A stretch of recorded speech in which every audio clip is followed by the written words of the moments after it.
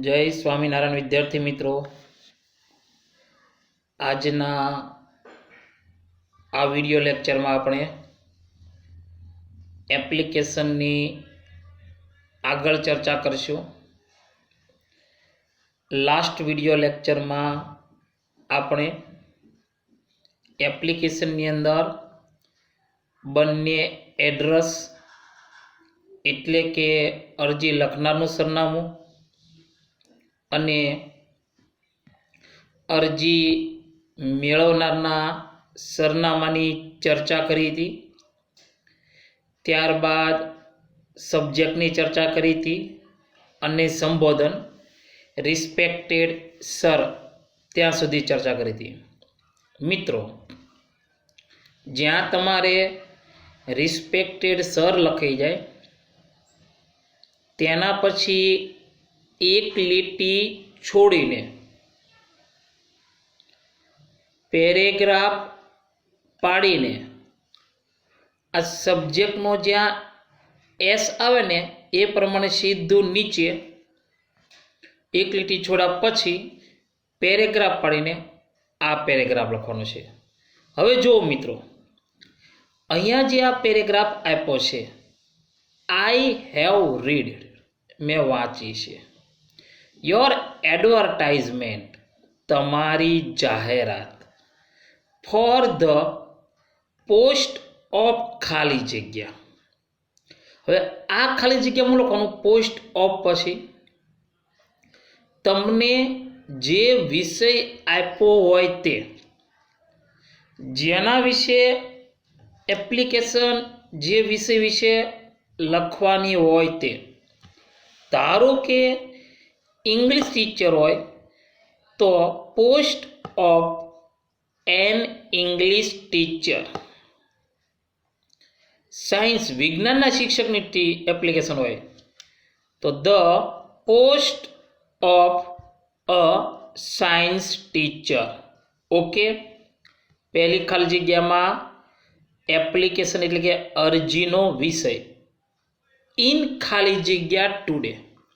બીજી ખાલી જગ્યાની અંદર તમારે કોઈ પણ વર્તમાનપત્ર ન્યૂઝપેપરનું નામ લખવાનું છે. જો એપ્લિકેશનની અંદર કોઈ પેપરનો ઉલ્લેખ હોય, ધારો કે અરજીની અંદર તમને પેપરમાં જે સૂચના આપી છે તેમાં ગુજરાત સમાચાર પત્ર, ગુજરાત ન્યૂઝપેપરની માહિતી આપી છે, તો ઇન ગુજરાત ન્યૂઝપેપર ટુડે. સંદેશ આપ્યો હોય તો ઇન સંદેશ ટુડે. ટાઈમ્સ ઓફ ઇન્ડિયા નામનું પેપર આવે છે ઇંગ્લિશ, તેનું નામ હોય તો in times of India today. અને એકેય ન્યૂઝપેપરનું નામ જ ન આપ્યું હોય તમને તો તમારે સંદેશ લખી નાખવાનો, સ્પેલિંગ ખોટું ન પડે એટલે, અથવા કોઈ પણ એક સમાચાર પત્રનું નામ લખવાનું. તો પહેલો પેરેગ્રાફ જો આવો થાય છે, I have read your advertisement for the post of ખાલી જગ્યા ઇન ખાલી જગ્યા ટુડે. સો તેથી આઈ એપ્લાય, એપ્લાય એટલે અરજી કરવી. સો તેથી આઈ એપ્લાય ફોર ધીસ પોસ્ટ. તેથી આ જગ્યા માટે હું અરજી કરું છું. My full biodata is following. Biodata એટલે અંગત માહિતી, વિગત. મારી સંપૂર્ણ વિગત નીચે મુજબ છે. હવે મિત્રો, આ પેરેગ્રાફ જે છે ને એ તમે મટીરિયલ કોઈ પણ જોશો ને, ગ્રામરની ચોપડી હોય કે કોઈ પણ, તેમાં જુદી જુદી રીતે લખેલો હોય. તમે કોઈ પણ રીતે પેરેગ્રાફ લખો સાચો છે, પરંતુ આ પેરેગ્રાફ સૌથી સરળ છે. એટલે હવે જ્યારે તમે પાકા ચોપડાની અંદર એપ્લિકેશન લખો. હું અહીં એપ્લિકેશન લખવા આપું ત્યારે પાકા ચોપડાની અંદર આ પેરેગ્રાફ બધી એપ્લિકેશનમાં અલગ અલગ હોવા છતાં પણ તમારે બધી જ એપ્લિકેશનમાં આ પેરેગ્રાફ સેમ જ લખવાનો છે, એક સરખો જ લખવાનો છે. રિસ્પેક્ટેડ સર કરી એક લીટી છોડી આ પેરેગ્રાફ લખવાનો. તમામ એપ્લિકેશનમાં આ જ પેરેગ્રાફ સેમ કોપી, માત્ર અહીંયા એક વિષયનું નામ ફેરવવાનું. ઓકે, ચાલો. પછી આ પેરેગ્રાફ લખાઈ જાય પછી એક લીટી છોડી નીચેની લીટીમાં બાયોડેટા એવું ટાઇટલ મારવાનું છે. પરંતુ સાંભળો કઈ રીતે. તમારે પુરવણીને વચ્ચેથી વાળી દેવાની. આ બાજુ હાસ્યો આવે ને હાસ્યા સુધી, અને નોર્મલી આમ ક્રીઝ પાડી દેવાની. એ ક્રીઝ પાડ્યા પછી પુરવણીના મધ્ય ભાગમાં બાયોડેટા એવું ટાઇટલ મારવાનું, નીચે અંડરલાઇન કરવાની, પછી એક લીટી છોડવાની, અને પછી આ બાજુ હાસ્યાની અંદર આ તીર કરવાનું છે, આ નિશાની કરી અને લખવાનું પર્સનલ ડિટેલ્સ, અંગત વિગત. પર્સનલ ડિટેલ્સની અંદર આ 11 પોઈન્ટ બેઠા લખી નાખવાના. એમાં પહેલા 3 પોઈન્ટ ક્રમમાં જ આવવા પડે. સૌથી ઉપર નામ જ હોવું પડે, બીજા નંબર ઉપર એડ્રેસ જ હોવું પડે, ત્રીજા નંબર ઉપર એજ જ હોવી પડે. પછી આ 5 થી 4 થી 11 સુધીના વિગત આડાવળી ક્રમ લખાઈ જાય તો ચાલે, પણ 11 વિગત આવવી જોઈએ ફરજિયાત. ઓકે, પર્સનલ ડિટેલ લખાઈ જાય પછી એક લીટી છોડી હાસ્યાને અડીને હાસ્યાની બાજુમાં નંબર 1 નેમ, નામ. હવે એ નામ તમારે કયું લખવાનું? તો એ નામ તમે લોકોએ જે અહીંયા ઉપર અરજી લખનારનું નામ લખ્યું હોય ને, અરજી લખનારનું નામ જમણી બાજુ ઉપર અહીંયા લખ્યું હોય અરજી લખનારનું સરનામું લખ્યું છે ને, ત્યાં તમે જે નામ લખ્યું હોય એ જ નામ તમારે અહીંયા લખવાનું છે, આ નેમની સામે. પણ ક્યાંથી લખવાનું? અહીંયા તમે ક્રીઝ પાડી હોય, પુરવણી વાળી દેવાની અને વાળી ક્રેઝ પાડી દેવાની. એ જે ક્રીઝ પડેલી છે ત્યાંથી લખવાનું ચાલુ કરવાનું, એટલે ત્યાંથી તમારી આખું નામ લખવાનું. પછી બીજો નંબર એડ્રેસ. તો એડ્રેસ બે રીતે લખાય. કાં તમારે આખું એડ્રેસ લખવું પડે, જે તમે અહીંયા જમણી બાજુ અરજી લખનારનું સરનામું લખ્યું હોય ને તે, અથવા આખું એડ્રેસ ન લખવું હોય તો એજ અબો, ઉપર જણાવ્યા મુજબ, જે તમે ઉપર એકવાર લખી જ નાખ્યું છે. પછી ત્રીજું એજ, ઉંમર. તો બધાએ 25 યર્સ જ લખી નાખવાની, 25 વર્ષ. ચોથું સેક્સ. સેક્સ એટલે જાતિ. તો જો અરજી લખનાર છોકરો હોય તો મેલ લખવાનું, છોકરી હોય તો ફિમેલ લખવાનું. બે લખવાનો નથી. ઘણા ભૂલથી ગોખી નાખ્યું હોય ને એટલે બે લખી નાખે છે. ખ્યાલ આવ્યો મિત્રો? અરજી લખનાર છોકરાનું નામ હોય તો મેલ, મેલ એટલે પુરુષ, અને છોકરી હોય તો ફિમેલ. નંબર 5 હાઈટ, ઊંચાઈ. બધાએ 165 સેન્ટીમીટર જ લખી નાખવાની, 165 cms. 6 number weight. વેઇટ એટલે વજન. છોકરાઓ હોય તો 65 કિલોગ્રામ લખવાનું, અને છોકરી હોય તો 55 કિલોગ્રામ્સ લખવાનું. પછી છોકરીમાં તમે 65 કિલોગ્રામ લખો તો વાંધો આવે નહીં, પણ છોકરી હોય તો 55 કિલોગ્રામ, છોકરો હોય તો 65 કિલોગ્રામ. Number 7 nationality. નેશનાલિટી એટલે રાષ્ટ્રીયતા. તો ઇન્ડિયન એટલે કે ભારતીય. 8મું રિલિજિયન્સ, ધર્મ. તો જે ધર્મ એ લખવાનો, હિન્દુ. 9મું મેરિટલ સ્ટેટસ, લગ્નોત્તર દરજ્જો. તો તો મેરિડ. મેરિડ એટલે પરણિત. બધાએ મેરિડ લખી જ નાખવાનું ફરજિયાત. 10મું હોબી. હોબી એટલે શોખ, તો જે શોખ હોય એ લખવાનો. Music, playing game, cricket, dance જેવા હોય. અને 11મું લેંગ્વેજીસ નોન. કઈ ભાષા જાણો છો? તો ફરજિયાત આ 3 લખવાની, ગુજરાતી, હિન્દી અને ઇંગ્લિશ. એનો મતલબ એવો થયો કે સંબોધન રિસ્પેક્ટેડ સર લખ્યા પછી નીચે એક લીટી છોડી પેરેગ્રાફ પાડીને આ જે પેરેગ્રાફ દેખાય છે એ બેઠો લખવાનો.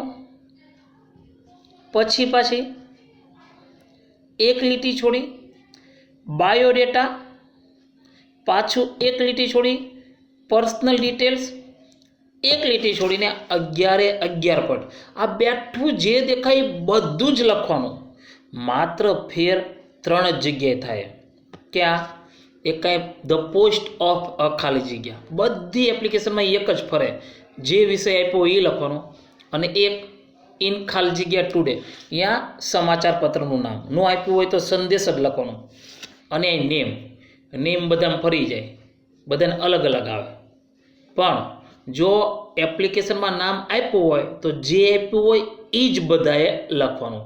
અને ફેલ કે મિમેલ એટલે મતલબ આ બેઠો આખે આખો તમારી સ્ક્રીન ઉપર અત્યારે જે દેખાય છે એ બધું જ લખવાનું પેપરમાં. કોઈ પણ એપ્લિકેશન પૂછાય તો માત્ર ફેર કેટલો આવશે? કઈ ખાલી જગ્યા પૂરવાની? તો કે ધ પોસ્ટ ઓફ ખાલી જગ્યા. પછી ના તમારે છે ને વિષયનું નામ લખવાનું છે, પરંતુ લીટી દોરવાની નથી. ઇન સંદેશ ટુડે, સંદેશની નીચે લીટી દોરવાની નથી. આ તો મેં તમને ખાલી જગ્યા દેખાય એટલા માટે લીટી દોરી છે. આ નેમ તો જે પેપરમાં આપ્યું હોય તે. પરંતુ હવે સાંભળો, આ તમે ડિટેલ્સ, પર્સનલ ડિટેલ્સ કહો 11 પોઈન્ટ. 11 પોઈન્ટના જો પહેલો દરેકનો શબ્દ કેપિટલ છે. નેમમાં એન કેપિટલ, એડ્રેસમાં એ કેપિટલ, એજમાં એ કેપિટલ, સેક્સમાં એ, સેક્સ એટલે જાતિ, સ્ત્રી કે પુરુષ, એમાં એસ કેપિટલ, હાઇટમાં એચ કેપિટલ, વેઇટમાં ડબલ્યુ કેપિટલ. ટૂંકમાં દરેકનો પહેલો અક્ષર કેપિટલ આવે. બીજું, દરેકનો પહેલો અક્ષર સીધી રેખામાં જ હોય, એની નીચે જ એ આવવો જોઈએ. આડાવાળા ચાલશે નહીં. આ બાજુ સામેની વિગત તમે જુઓ, દરેકનો પહેલો અક્ષર કેપિટલ છે. જો ઇન્ડિયન, હિન્દુ, મેરિડ, મેલ, એજ, ગુજરાતી, દરેકનો પહેલો અક્ષર કેપિટલ. બીજું, દરેક શબ્દ જુઓ એક સીધી રેખામાં જ છે. એઝની નીચે 25 છે, 25ની નીચે જ મેલનો એમ છે, એમની નીચે 165 છે, 165ની નીચે 65, 65ની નીચે આઈ, આઈની નીચે એચ, એચની નીચે એમ. આ સીધી રેખામાં હોવો જોઈએ. દરેકનો પહેલો અક્ષર કેપિટલ હોવો જોઈએ. ક્લિયર? આ પર્સનલ ડિટેલ્સ લખાઈ જાય પછી, આ 11 પોઈન્ટ લખાઈ જાય પછી તેની નીચે એક લીટી છોડીને આવું ટાઇટલ આપવાનું છે. આ જે તીર કર્યું ને એ તીર તમારે હાંસિયાની અંદર કરવાનું છે. ઓકે? તીર કર્યા પછી બીજું ટાઇટલ કયું હશે? Education qualification. એજ્યુકેશનલ લખો તોય ચાલે, TIONAL, એજ્યુકેશનલ ક્વોલિફિકેશન અથવા એજ્યુકેશન ક્વોલિફિકેશન મતલબ શૈક્ષણિક લાયકાત. હવે શૈક્ષણિક લાયકાતમાં તમારે આ જે કોષ્ટક દોર્યું ને એ દોરી જ નાખવાનું. પહેલાં એજ્યુકેશનલ ક્વોલિફિકેશન એ ટાઇટલમાં રહી જાય, પછી એક લીટી દોરીને આખું કોષ્ટક દોરવાનું. પણ જો આ 4 નંબર સુધી નહીં દોરવાનું, 3 જ દોરવાના. કેમ? તો ઘણી જગ્યાએ 3 આવશે, ઘણી જગ્યાએ 4 નંબર આવે, ઘણી જગ્યાએ 2 નંબર જ આવતા હોય કોષ્ટકમાં. ખ્યાલ આવો? આમ 1 2 3 4 આવ્યું છે ને, એમ એ શેના ઉપર આધારિત છે? તો કે ડિગ્રી ઉપર આધારિત છે. ઘણી જગ્યાએ 1, 2 અને 3 નંબર સુધી જ પતી જાય, તો નીચેનો ચોથો નંબર આવે નહીં. પણ મેં 4 દોર્યા છે. જો કોઈ પણ શિક્ષક વિશે અરજી પૂછે ને તો 4 ખાના જ આવે. ખ્યાલ આવ્યો? કેમ એ હમણાં કહું. આ કોષ્ટક દોરી નાખવાનું. પહેલું નંબર એટલે કે ક્રમ 1, 2, 3, 4. બીજું ડિગ્રી, તમે કઈ કઈ ડિગ્રી પ્રાપ્ત કરી છે તે. ત્રીજું બોર્ડ અથવા યુનિવર્સિટી, તમે કયા બોર્ડમાંથી અથવા કઈ યુનિવર્સિટીમાંથી તે ડિગ્રી પ્રાપ્ત કરી છે. ચોથું યર, વર્ષ, કયા વર્ષમાં કઈ ડિગ્રી પ્રાપ્ત કરી. પાંચમો ક્લાસ, ક્લાસ એટલે વર્ગ, કયો વર્ગ પ્રાપ્ત કર્યો, પ્રથમ વર્ગ, first class, second class, third class વગેરે. તો બધામાં પહેલા કોષ્ટકમાં પહેલું 1 નંબર HSC 12મું તો આવે જ ફરજિયાત બધાએ. કયા બોર્ડમાં પરીક્ષા ભાઈ? તો કે GHSEB, Gujarat higher secondary education board. હવે આ વર્ષ અને વર્ષ યર આમાં બધાએ ફરજિયાત 2005 લખી નાખવાનું. HSC તમે 12મું ક્યારે પાસ કર્યું? તો કે 2005માં. એટલે પહેલા ખાનામાં યરમાં નીચે હું આવશે HSC ની સામે 1 નંબરમાં 2005. ફરજિયાત 2005 જ લખી નાખવાનું. ક્લાસ, કયો ક્લાસ પ્રાપ્ત કર્યો? તો કે ફર્સ્ટ ક્લાસ, 70% કરતાં વધારે. ઓકે. હવે બીજું ખાનું, ધારો કે ઇંગ્લિશ ટીચરની અરજી કીધી હોય તો ઇંગ્લિશ ટીચરની લાયકાત કઈ? તો 12મા પછી BA, બેચલર ઓફ આર્ટ્સ, પછી MA, માસ્ટર ઓફ આર્ટ્સ, અને પછી BEd, બેચલર ઓફ એજ્યુકેશન. હવે પહેલું BA. BAના 3 વર્ષ આવે, FY BA, SY BA અને TY BA. કોમર્સમાં હોવ તો FY BCom, SY BCom અને TY BCom આવે. સાયન્સમાં ભણતા હોય તો ગ્રેજ્યુએશન કરો તો FY BSc, SY BSc અને TY BSc આવે. અત્યારે આપણે ઇંગ્લિશ છે. કોઈ પણ ભાષાના વિષય હોય ને તો એના માટે BA, MA, BEd. કોઈ પણ કોમર્સના વિષયના ટીચર વિશે પૂછે ને તો BCom, MCom અને BEd. અને કોઈ પણ સાયન્સના શિક્ષક પૂછાય, સાયન્સના વિષયના કેમિસ્ટ્રી, બાયોલોજી, મેથ્સ વગેરેના ટીચરની એપ્લિકેશન પૂછાય તો BSc, MSc અને BEd એ હું તમને PDF મોકલીશ કે કયા વિષયની એપ્લિકેશન પૂછાય તો એમાં ડિગ્રી કઈ આવે અને કેટલા વર્ષ આવે, એ PDF મોકલીશ. ઓકે. ધારો કે ઇંગ્લિશની છે તો એમાં હું જોવે બેચલર ઓફ આર્ટ્સ. હવે બેચલર ઓફ આર્ટ્સના 3 વર્ષ હોય, FY, SY, TY. તો HSC પછી નીચે લખવાનું BA. ક્યાં પાસ કર્યું? તો કે SP યુનિવર્સિટી. જો તમે કોઈ પણ યુનિવર્સિટી લખી શકો. SP યુનિવર્સિટી એ શોર્ટ નેમ છે, એનું ફૂલ ફોર્મ છે સરદાર પટેલ યુનિવર્સિટી, વલ્લભ વિદ્યાનગરમાં આવી. મેં SP યુનિવર્સિટી એટલા માટે લખ્યું છે કે સ્પેલિંગ ખોટો પડે નહીં. તો પહેલું HSC, બીજું BA, SP યુનિવર્સિટીમાં ક્યારે પાસ કર્યું?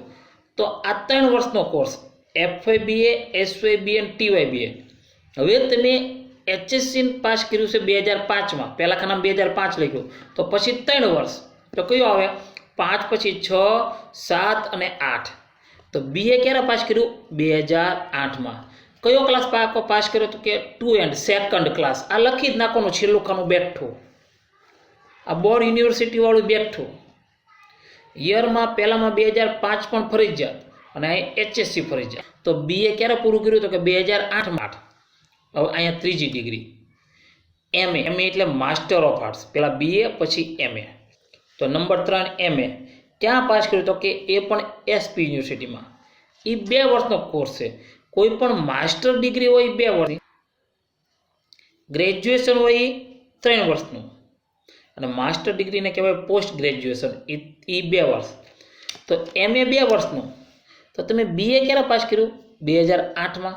તો પછી 2 વર્ષ 8 પછી 9 અને 10 તો માસ્ટર ડિગ્રીમાં એમએની સામે શું લખવાનું 2010 એમાં કયો ક્લાસ પાસ કર્યો તો કે ફર્સ્ટ ક્લાસ પછી બીએડ નંબર 4 એમાં લખવાનું બીએડ ક્યાં પાસ કર્યું તો કે એસપી યુનિવર્સિટી અત્યારે બીએડના 2 વર્ષનો કોર્સ થઈ ગયો પહેલાં 1 વર્ષનો હતો તો તમે 1 વર્ષ લખો તો તમે એમએ 10માં કર્યું હતું તો બીએડમાં 2011 અને 2 વર્ષનો કોર્સ લખો 2 વર્ષનો કોર્સ તમારે નહીં લખવાનો કેમ કે તમે 2005માં પાસ કર્યું એવું આપણે દર્શાવવાનું છે અત્યારે 2 વર્ષ છે 2005માં 1 જ વર્ષ હતું એટલે એમએ 2010માં કર્યું તો બીએડ 2011માં પાસ કર્યું ખ્યાલ આવી ગયો મિત્રો નંબર 1 જુઓ ફરીવાર એચએસસી બોર્ડ અથવા યુનિવર્સિટી તો કે GHSEB વર્ષ તો કે 2005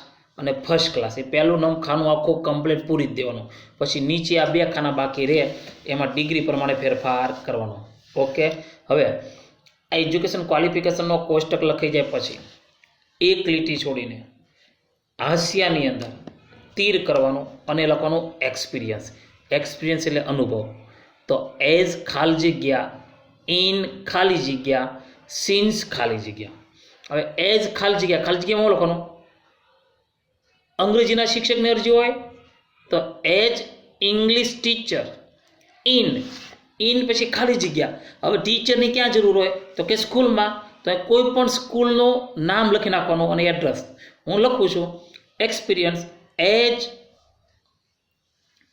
English teacher in Mauni education centre AK road Dharamnagar Surat since ખાલી જગ્યા હવે તમે આ 4 નંબરમાં બીએડ 2011માં પૂરું કર્યું તો સિન્સ કરીને લખવાનું 2012 ઓકે ત્યાં જે છેલ્લું વર્ષ આવે એના પછીનું વર્ષ અહીં લેવાનું તો સિન્સ 2012 ક્લિયર મિત્રો ઓકે ચાલો આજે આ વિડીયો લેક્ચરને આપણે અહીંયા પૂર્ણ જાહેર કરીએ છીએ હવે પછી આના પછીના વિડીયો લેક્ચરમાં આગળ આપણે એપ્લિકેશન હજી જોઈશું થોડીક બાકી છે મિત્રો ઓકે ચાલો જય સ્વામિનારાયણ